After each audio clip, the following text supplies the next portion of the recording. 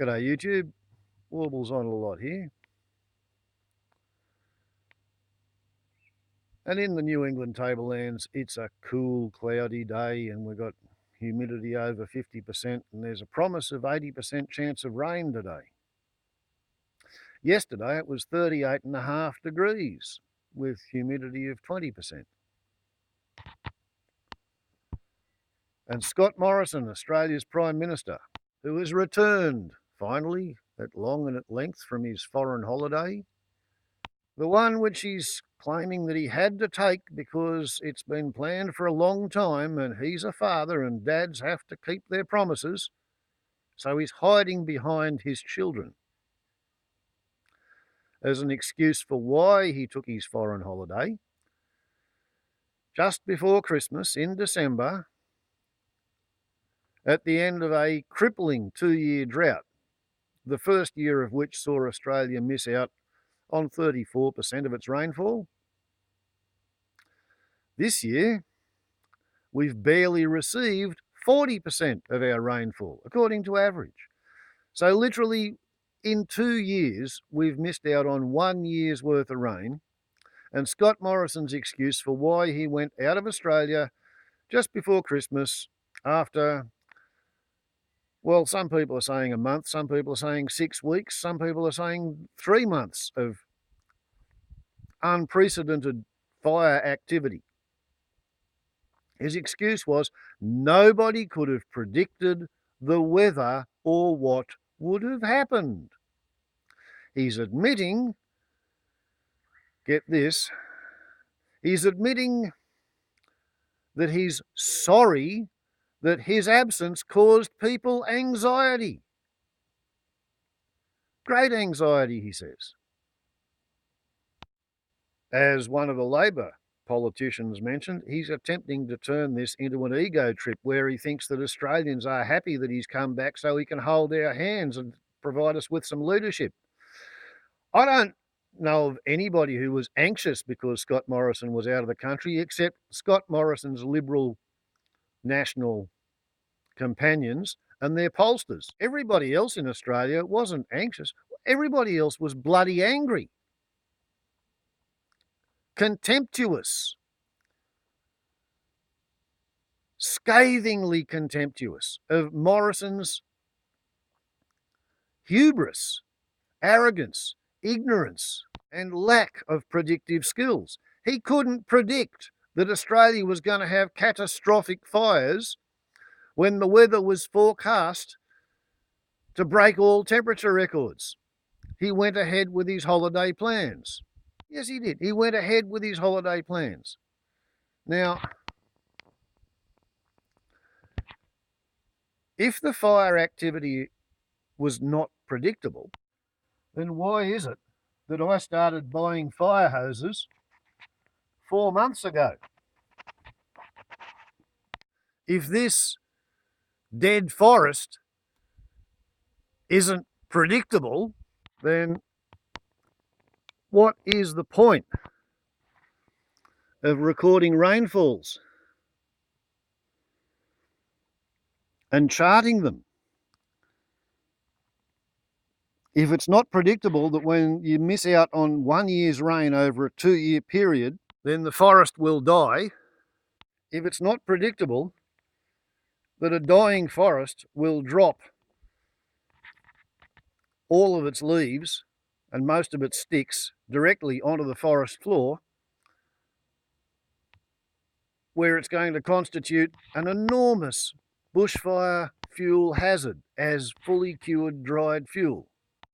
If you can't predict that there's going to be catastrophic fires when instead of average rainfall of 850 millimetres in a year, you have a year where you've only got 550 millimetres. And let's have a bit of a segue here. Surrounding me is the New England electorate, and I got 550 millimetres here on my forested block because forest generates its own rain, so they say, and little patches of trees tend to get rained on better than little patches of bare, bald, exposed rock. Friday afternoon, my son was showing me the rainfall figures thrown up by his computer hooked up to the RFS website. Last year when I got 550 millimetres, the electorate of New England got 450 millimetres. So yeah, I got 25% more rain than the surrounding farmers. Perhaps because I've been letting the trees stand. Don't know, but that was a segue I had to make. Because segues are something I'm good at. Side tracks. And then, after missing out on a third of our rain, you get a year where you miss out on 60% of your rain. As a follow-up, why would it not be predictable that in record-breaking heatwave conditions at the end of a record-breaking crippling drought, there would be record-breaking fire activity? Why is that not predictable to a Liberal National Party government? And what's going on when our Prime Minister, comes home from his holiday in disgrace, tells us that he's glad that his return has relieved our anxiety, and then stands fast to front the cameras and say he's not going to change anything in Australia's policy on climate change and global warming and carbon emissions reduction, which he took to the election just recently.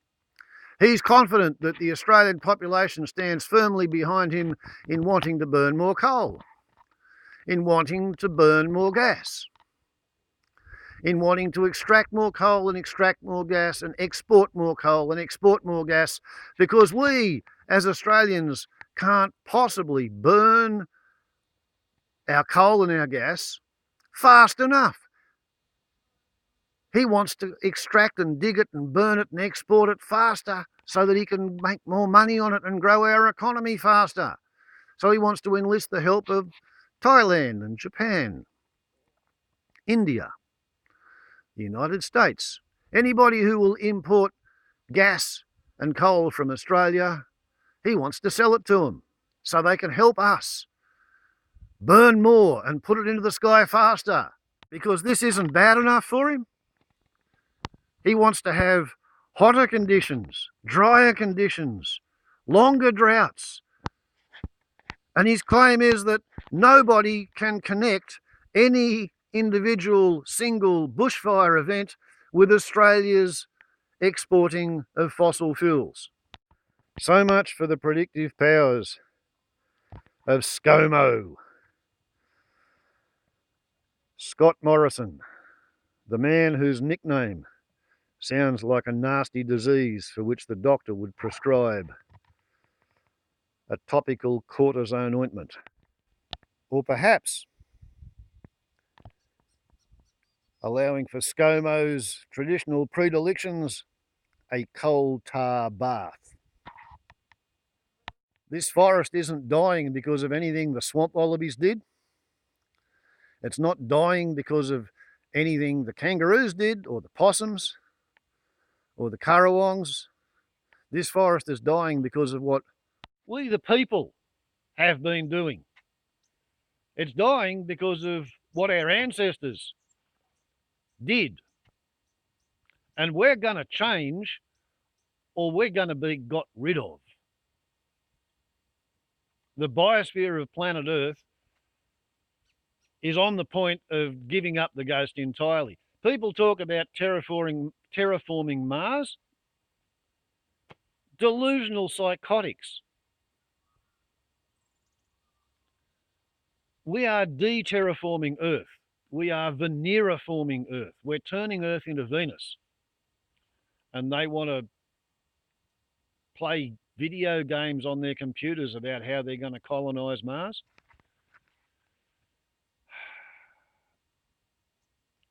Welcome to democracy.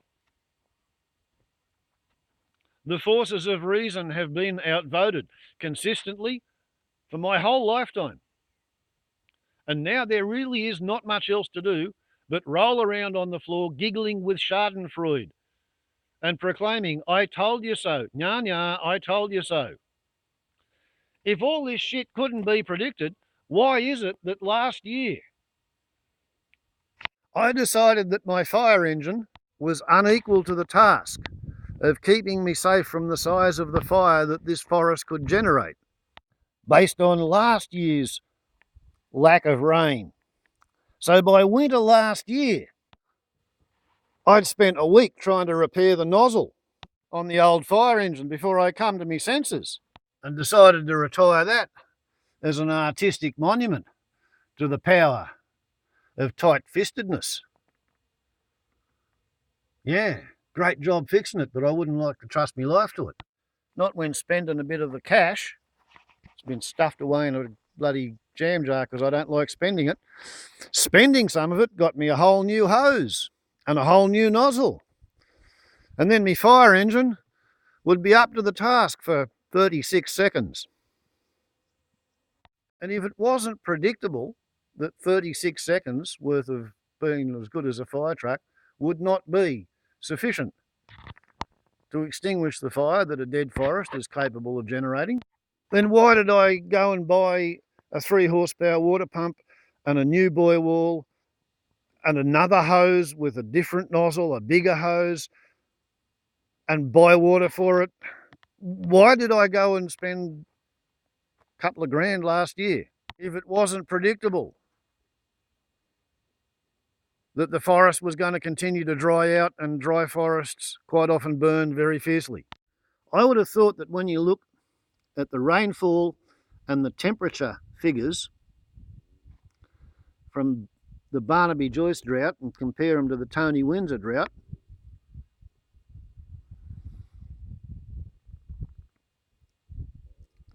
and you discover that in the space of 11 years, right here at Glen Innes in New England tablelands, we've experienced 3 degrees of warming. December to December, millennial drought to the Barnaby Joyce terminal fish-killing heatwave drought. And that was last year. Get your minds around this.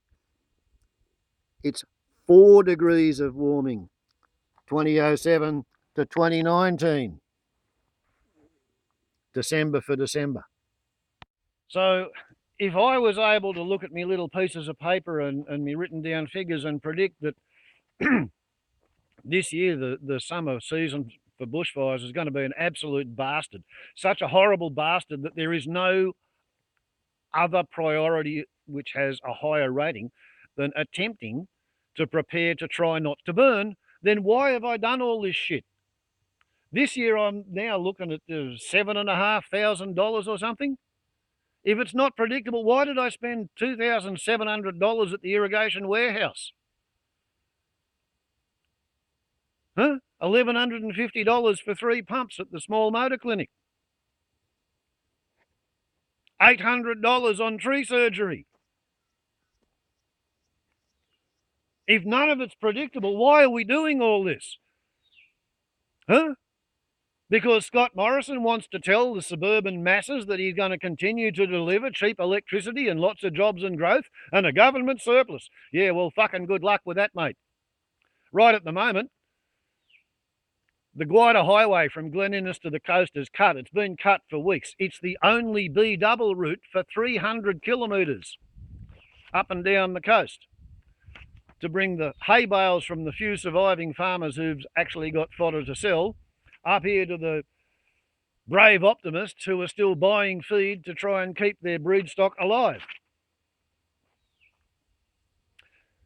You can get from the coast to Glen Innes, but you got to go via Ebor and Dorrigo and Coffs Harbour to get here, and that's not a B-double route. So that doubles the transport cost of the already expensive giant tractor turds of hay bales.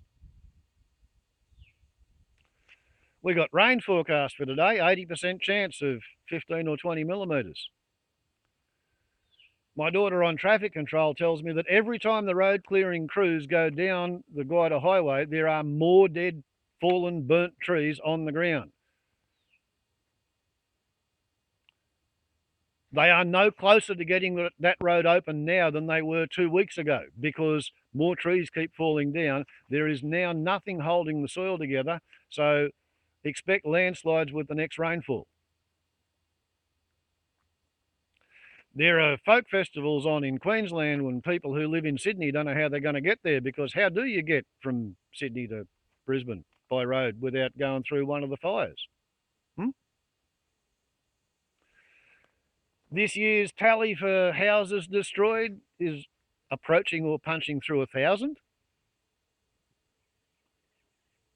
75 went in the Adelaide Hills yesterday. So, well, finally the rest of Australia has overtaken Waitalabar for the greatest one-day loss to one community. And Scott Morrison and his coal-burning mates say that none of it's predictable. How could you expect that Mother Nature would do this? We can't predict Mother Nature. Well, actually, you can. It's this science called meteorology. You know, we have a Bureau of Meteorology. Why don't you look up their website, Morrison, you idiot? We have a Minister for Emergency Services who, by the genius of nominative determinism, his name is Little Proud. The Morrison government indeed has little to be proud of. The National Party leader, Deputy Prime Minister, he backed down the other day. Michael McNamara, not McNamara, what is it? McCormack. Michael McCormack finally admitted that, yes, the government's going to have to do more about climate change because our bullshit commitment to double count trees that are dying in the drought as carbon sinks and offsets and Kyoto protocols double reversed, our bullshit commitment to try and keep our emissions, reduce our emissions by 27% by 2025 is not enough. It's not enough to change anything.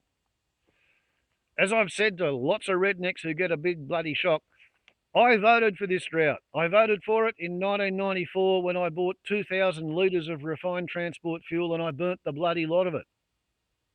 For my convenience, because I thought every one of those litres was a justifiable expenditure. So now I have to put up with this bloody drought. I have to go and design and build a shining tower of light and power, of light and shower. It carries the power lines, yes, but it lights up the clearing at night while I shower it with bore water. Trying to keep this place slightly too wet and slightly too green to cook me when the fires come, because it's inevitable. I can't see any way that there's not going to be a fire here that I have to fight. So therefore, because it's predictable, I've thrown my life savings literally at trying to protect my life's work. And if that means I've got a $7,500 fire hose to protect a $1,000 lawn locker, I think it's better than being homeless. And by law, if you own the fuel, then you own the fire.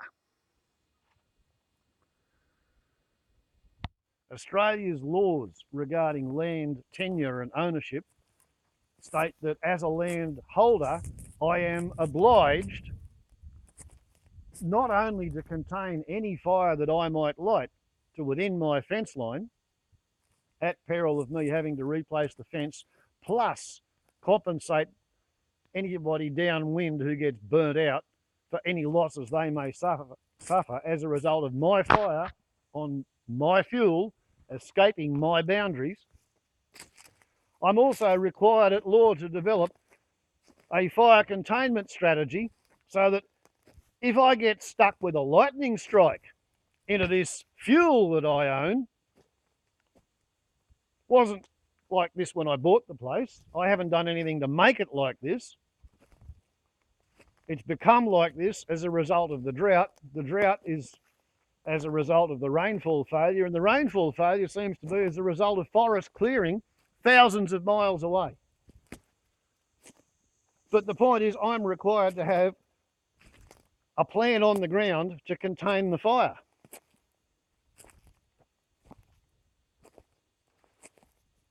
because I have to protect the fence.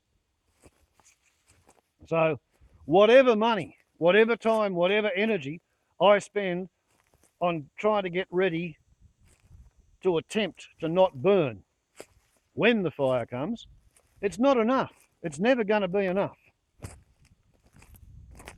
Our entire economy is not constructed to be 24 hours a day, 7 days a week, probably 6 months of the year, geared to do nothing but fight fires.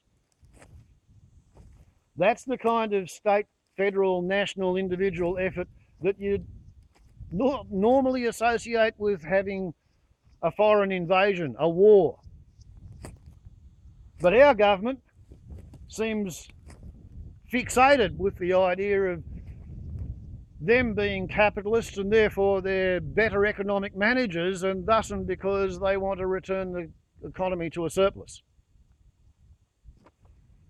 You can't have any economic activity, let alone any economic surplus, unless you've got a pre-existing environmental surplus available to be harvested, bracket, over-harvested, exploited, collected and shipped off to market to satisfy the whims of some rich prick somewhere else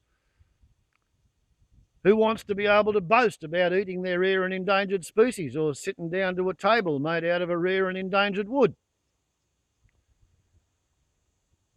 If you've got no environmental surplus, you cannot have any economic activity. That's how every drought on the planet made a desert, and the desert crushed the local ecology, and then the local ecology being trashed killed the economy, and that caused the city to be abandoned. We've been doing it for 12,300 years. It's a really stupid idea. If we don't stop voluntarily, we will be stopped, either by the forces of nature wiping us out or us wiping ourselves out. It's a fair comment to suggest that leaders like Scott Morrison, Vladimir Putin, Donald Trump, Boris Johnson, Ping in China, they are the Gaia hypothesis response to humanity refusing to pay attention to the fact that we live on one planet. We have elected leaders who are hell-bent on leading us unto destruction. And if that stops the economy, if it stops the global industrial release of greenhouse gases, I'm pretty sure the kangaroos will sit up and clap and cheer. You know, the wombats will applaud. If something happens to stop human civilization from killing the entire biosphere, I'm pretty sure the rest of the biosphere will be happy with that. You know, they're sick of leaving it up to the humans. So, yeah, the bloody wild birds are learning to pick up firebrands and carry them into places beyond the control lines. It's been documented, not just in Australia, it happens in Africa too. We don't understand the systems that we've been gaily modifying for 12,000 years in order to make them more profitable. We speak of land management when what we mean is desertification. And Scott Morrison couldn't predict the weather behaviour or the fire behaviour, which meant that going out of the country as Prime Minister just before Christmas would be a totally politically disastrously stupid idea. I may be wrong, but it seems to me that ever since Robert Gordon Menzies got Australia into World War II and then found it all too hard for him, so he went on a holiday to England to try and tell Winston Churchill how to run the war. And then he came back to Australia and he said, oh, boo-hoo, sob, sob, what if the Japanese get involved? Tell you what, let's put a ruler on a map and draw a line from Brisbane to Melbourne, and we will intensely fortify that line, and that'll save 85% of the white population of Australia, and we'll just abandon the rest. Ever since Robert Gordon Menzies got that far, before then deciding that that was probably not going to be what he wanted to go down in history for. So he gave the job to Curtin, and the Labor Party had to run a sort of a coalition Liberal Labor government.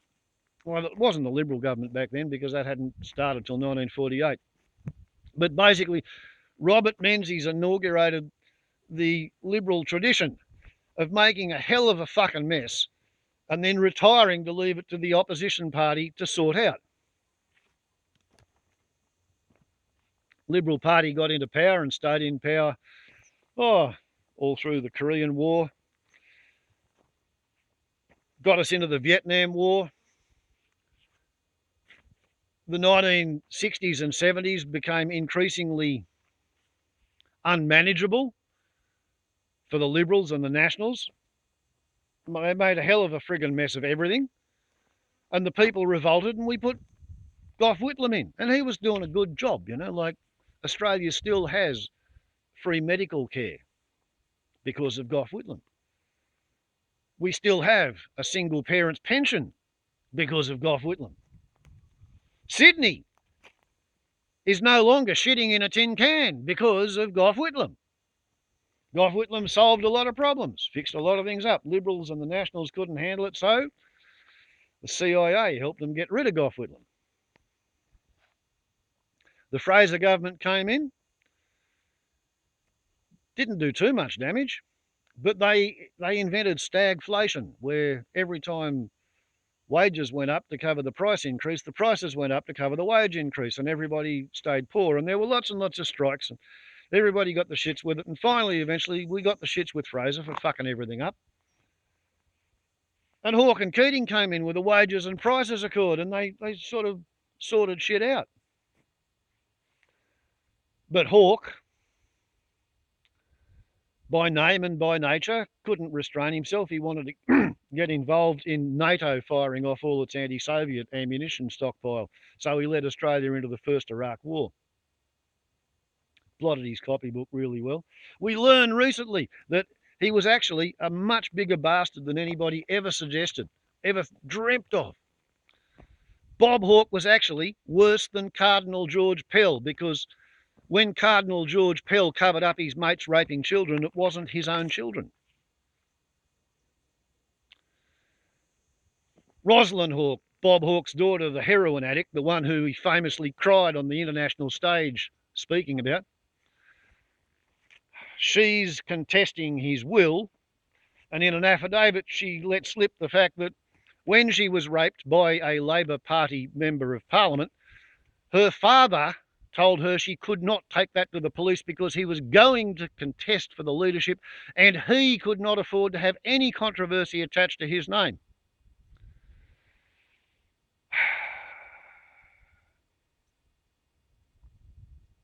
And Rosalind Hawke became a heroin addict looking for pain relief after Robert E. Lee Hawke's magnificent parental failure in the interest of his own selfish, hubristic ambition.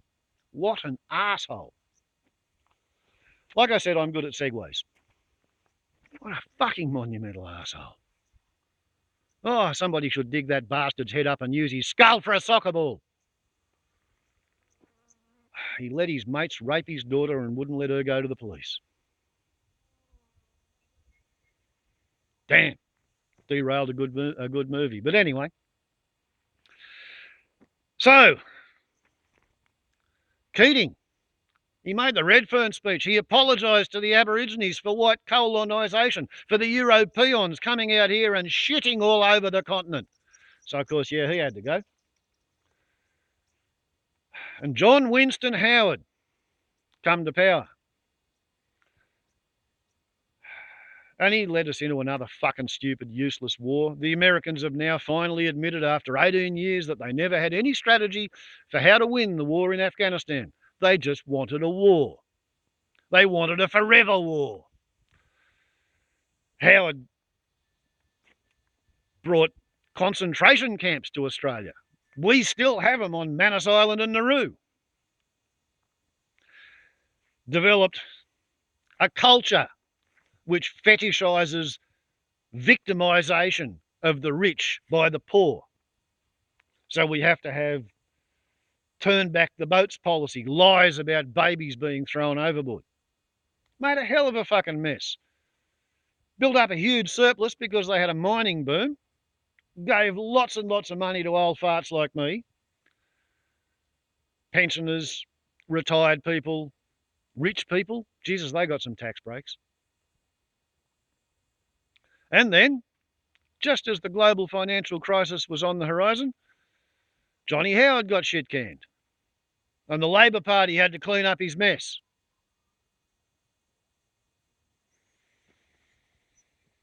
Oh, they spent the surplus.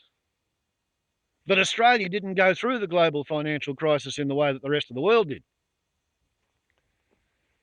So eventually, we got Tony the Mad Abbott. With Barnaby Joyce as his deputy prime muppet. And they literally set the conditions for Australia to die in this fucking drought. Barnaby Joyce drained the inland rivers. Before Barnaby, the protocol was you could only pump water out of the river into your on-farm storage during periods of high flow. And Barnaby's mates, instead of being content with that, ploughed up more land and sowed more cotton, so they needed more water. And then they decided they wanted to pump water out of the river during periods of low flow because that's when the cotton needed to be watered. That's why there's no water in Australia's inland river systems, because Barnaby permitted his mates in the irrigation industry to do it. Says the bloke who's using bore water to run the Tower of Shower and Light to try and irrigate the Melaleuca alternifolia and keep it green enough to maybe not burn. So I'm aware of the paradox in me putting shit on the irrigators when I'm irrigating the bush, the forest, the remnant, the bit that's not dead yet.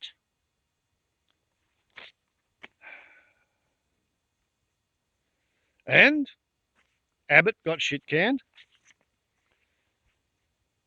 We got a Turnbull who once upon a time used to pretend to be in favour of green policies, although he was a director of the most environmentally destructive logging company operating in the South Pacific. That's how he got rich. And Turnbull, of course, showed his true colours, backflipped. And Australia has been deliberately attempting to increase the amount of coal and gas that we export ever since. We're not doing anything constructive about ameliorating global warming. What we're doing is busting our balls to try and make it worse. And now our leadership refuses to admit that by exporting coal so other countries can burn Australian coal because we can't burn it fast enough, we are accelerating the greenhouse effect, which is causing the global warming, which is drying out our rain-starved forests. Two different causes. We're causing the heat waves, the droughts being caused by other people deforesting their land. Cute, isn't it? We've already deforested most of ours, but now our remaining forests are burning because of the drought. And they're burning really fucking well because of the heat wave.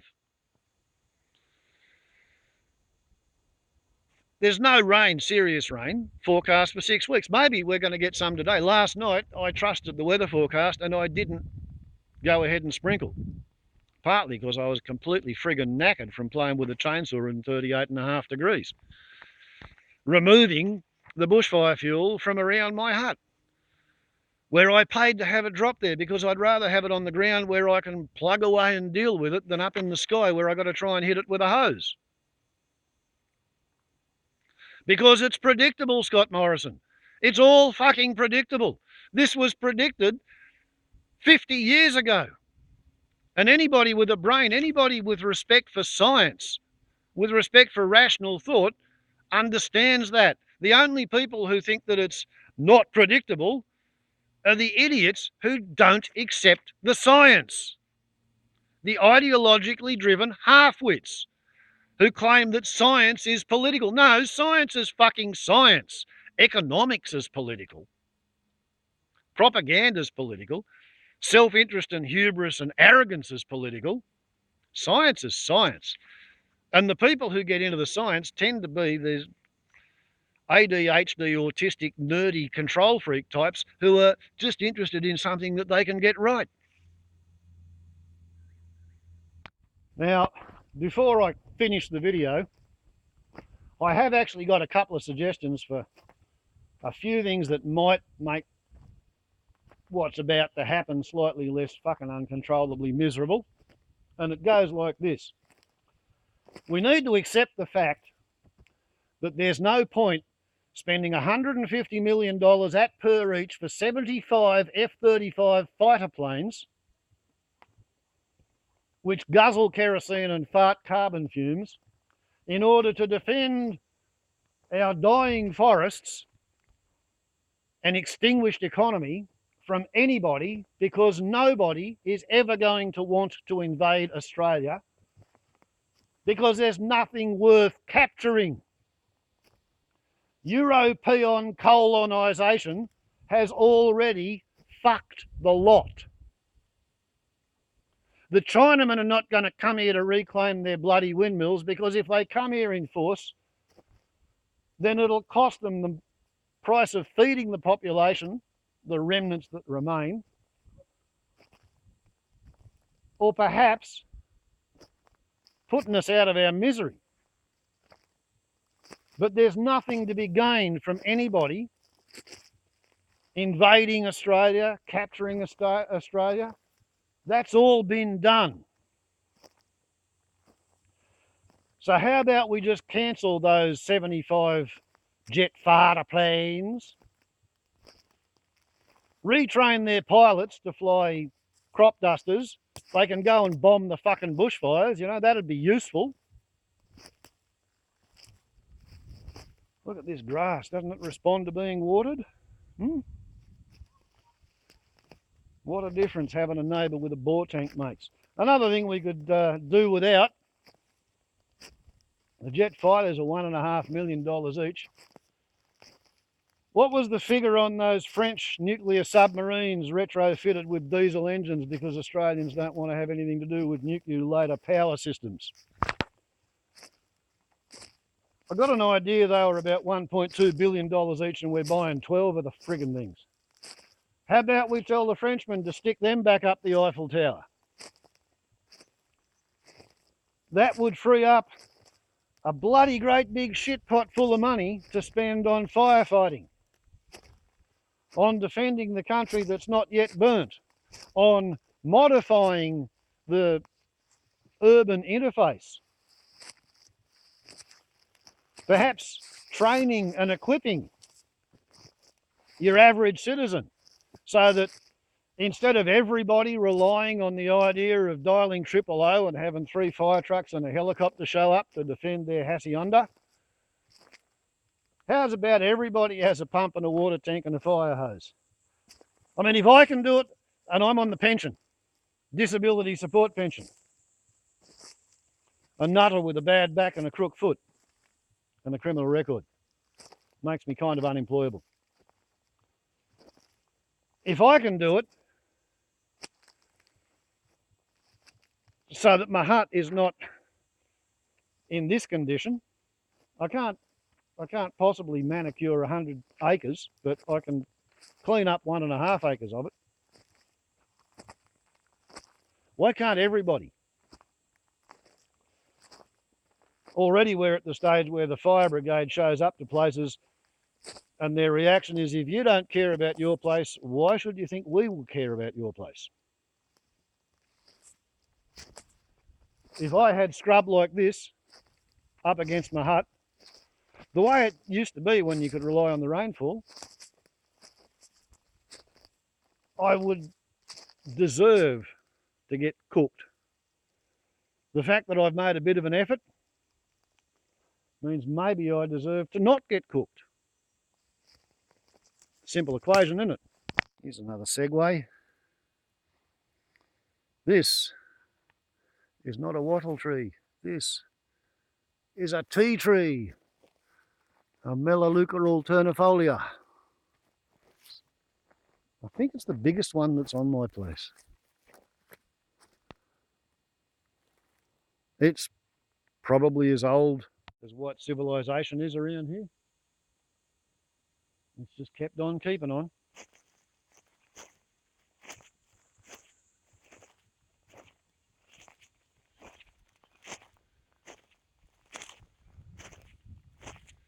If you look at a lot of these trees, you'll see burn marks on the trunks because I have burnt this. And here's another thing worth looking at. The little bit of rain that we got has caused some of the recently almost dead trees to try making a comeback. They didn't all die, and some of the ones that seem to have died are doing the epicormal regrowth. Some are not, you know. This fella's not. The green on its trunk is old man's beard.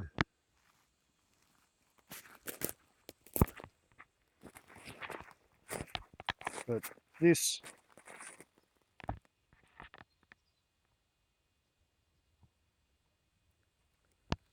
little sapling is making a brave attempt at returning to life. If it can hang in there another 6 weeks, and if the season does break, look at that. There's a lot of these trees are trying to come back. It's not actually totally hopeless. Not yet. Humanity has not yet completely killed the ecology of the biosphere. But I say solemnly unto the Barnabyites and the Morrisonians, tipping point, oh tipping point be coming, it's gone. Welcome to what your bloody economic daydreams have done to Australia. Welcome to the new normal. The climate has changed and it's gonna change more. And as hot and as dry and as bad as this bloody summer is, rejoice in this summer because it's the coldest summer you're ever gonna see for the rest of your life. If we stop burning fossil carbon today, complete 100% cut, it's going to get warmer for at least 25 years, every year. Australia is warming faster than anywhere on Earth except the North Pole and the South Pole. And right here in the New England tablelands of northern New South Wales, in Barnaby Joyce's electorate, we're warming faster than anywhere else in Australia. Australia's warming twice as fast as the rest of the world. Barnaby Joyce's electorate's warming twice as fast as the rest of Australia. And all this was predictable. It's why Jimmy Carter put solar panels on the White House. It's why President Eisenhower funded NOAA. This is not the sort of issue that you can make go away by a carefully crafted media campaign aimed at the middle-class suburbanites. You can make it all worse with your weasel words and your lies about the sustainability of economic growth forever. But you can't change the fact of what's happening to the environment. And without an environmental surplus, no economic activity is possible. It's going to be difficult to explain that to Scott the Morrison family's moron son because he comes out of the tourist industry in Western Sydney. He has a confected bullshit view of the world because that's the bullshit world he grew up in. He thinks that's normality.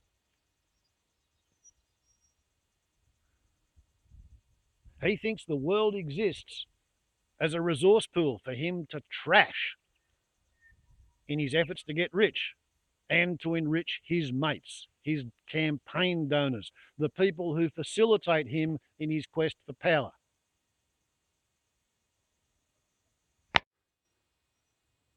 And it is, in fact, all predictable.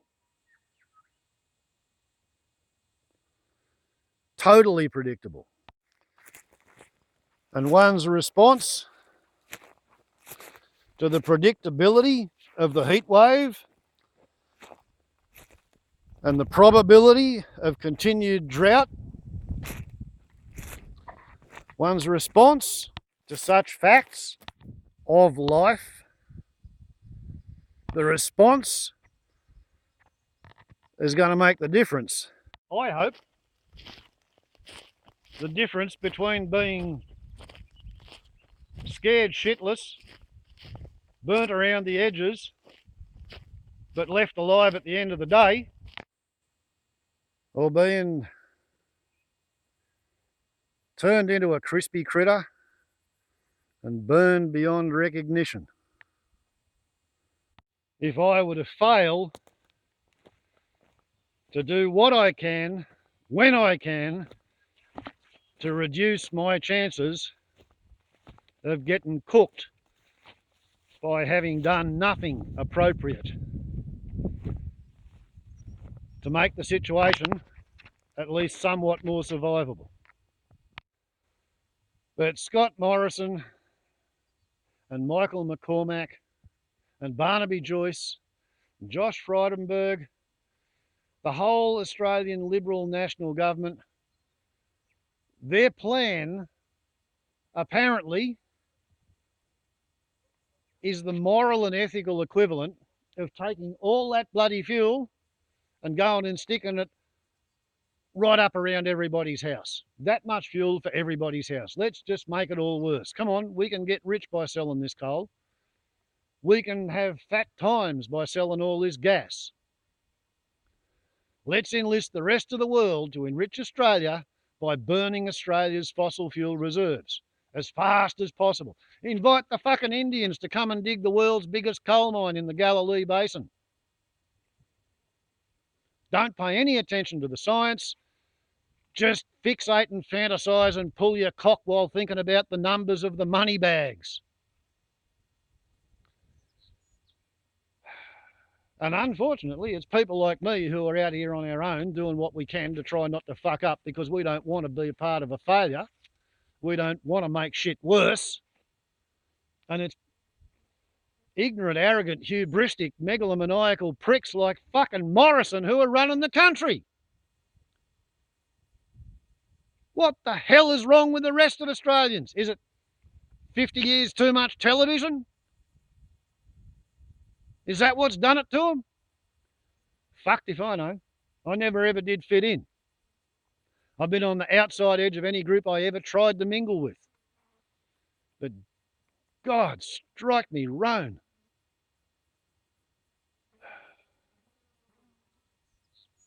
It's going to get a shit pot lot worse before it even thinks about starting to get better.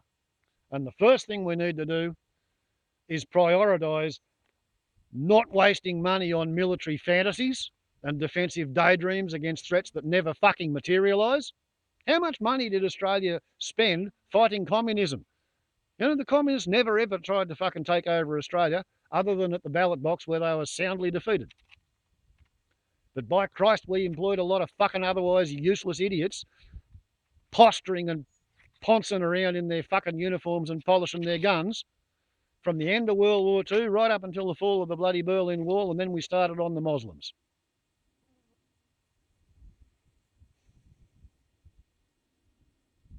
Anyway, so much for Morrison's powers of prediction. Warbles on a lot to YouTube. None of this is any kind of a fucking joke. Cancel the bloody military procurement contracts. spend the money on firefighting equipment and training, personal protective equipment. During the fucking Battle of Britain, they issued gas masks to all the citizens in England. How come we haven't issued a set of PPE overalls to all the citizens of Australia? Towns and cities will burn just as well as the bush will. Just give it enough heat and enough wind and a low enough humidity. And here's another thing. Anybody who's employed, who's a volunteer firefighter, their employer should be recompensed not only their wages but also the cost of insuring them for workers' comp and all the other hidden costs of employing anybody to do anything. Their employer should be repaid their wages for any day that they are off fighting the fire rather than trying to make the economy work. Because otherwise, all of the people who are kind of critical to the RFS, because you need a few young, fit, healthy people in there. You can't do it all with retirees and grandma's butter and bread, making sandwiches to send out to the front lines. You've got to have a few fit young people to do it. If they get a choice between going firefighting and going to work because they'll lose their job if they don't go to work and they have to pay their bills, they're going to go and do the job and pay the bills. And I heard a story from an employer who said that he was horrified at the idea that one of the people that he'd selected as a team leader and, you know, trained him up to the point where there were 15 or 20 other people on the production system who depended on that team leader. And the team leader said, oh, well, you know, I'm a volunteer firefighter and there's a Section 44 fire and it's a state bushfire emergency, so I have to go and fight the fire. And the employee was told, yeah, but you're a team leader and if you don't come to work, then there's 25 other people and this whole bunch of machines that can't be working. So, no, you've got an obligation to go to work. That employer should be put in the stocks in front of the courthouse all Saturday morning and left to pillory. And people should throw rotten tomatoes and eggs at that employer. If he thinks that his production forecasts are more important than volunteers going out to fight the fire when the fires are on, he's fucking mad.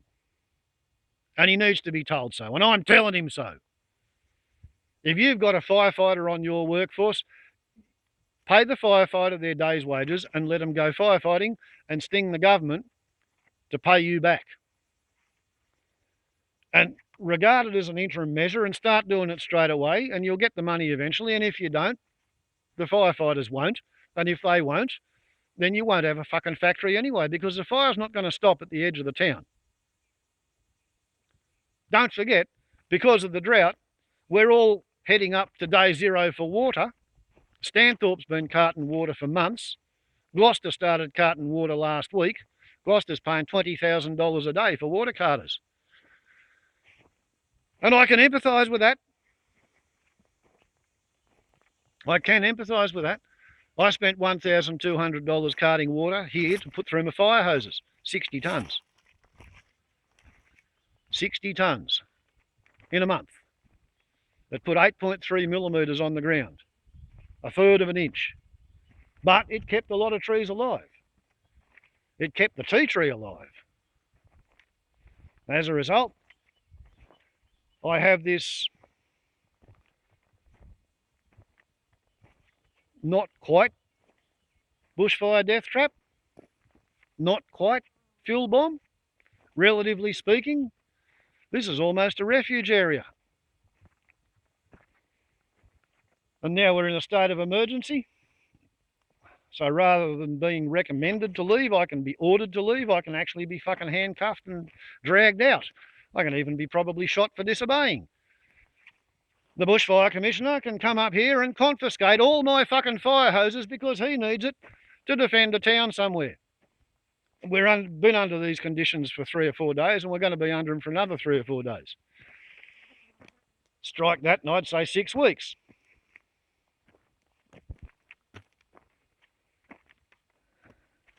We're really into a situation where it doesn't matter what you do, you're going to have a shitty outcome, but you can just sort of influence how much shit you get to eat. And pretending that it's unpredictable, pretending that people were anxious because Scott Morrison wasn't here to hold our hands and tell us what to do. He's never been here to fucking hold my hand or tell me what to do because he's got no idea. He hasn't got a clue.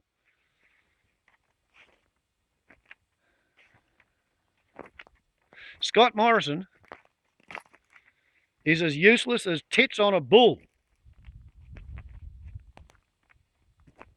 Neither useful nor ornamental. And he thinks he's going to get away with telling us that he's glad he's relieved our anxiety by coming home from his summer holidays because he couldn't predict that there were going to be bushfires at Christmas time. Everything he says underlines how unfit the man is for the position that he holds. He's just like fucking Donald Trump. If he'd shut up, people might think that he knows what he's talking about, but he won't. None of them will. They keep opening their mouth and proving how stupid they are and how stupid they think we are. And the fucking sheeples in the suburbs keep voting for the bastards. Anyway, I have a date with a chainsaw and a trailer and a wood pile. Warbles on a lot to YouTube.